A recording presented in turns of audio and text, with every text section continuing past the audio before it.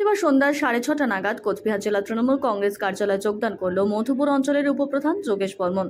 লোকসভা নির্বাচনের পরে প্রায়শই বিজেপিতে ভাঙন চলছে, আর তারই একটি ছবি দেখা গেল আজও। আজ শ্রদ্ধা তৃণমূল কংগ্রেসে যোগদানকারী সদস্যদের হাতে দলীয় পতাকা তুলে দিলেন কোচবিহার জেলা তৃণমূল কংগ্রেসের সভাপতি অভিজিৎ দেব ভৌমিক। আজকের এই যোগদান কর্মসূচি নিয়ে কি জানাচ্ছেন তিনি, শুনুন। নমস্কার। আজকে আমাদের কুচবিহার 2 নং ব্লকের উত্তর বিধানসভা কেন্দ্রের অধীন মধুপুর গ্রাম পঞ্চায়েত, এখানে আমাদের উপপ্রধান যোগেশ বর্মন, সে এখন আমাদের সাথেই ছিলেন। যে কোনো কারণেই হোক, মতানৈক্যের দরুন কারোবার সাথে তিনি ভারতীয় জনতা পার্টিতে যোগদান করেছেন।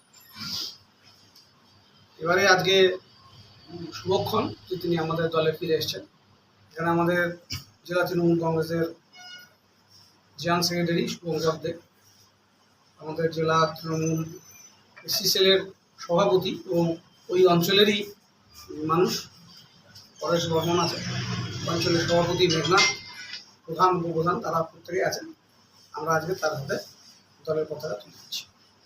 দীর্ঘদিন তো তৃণমূল কংগ্রেসটাই করতাম।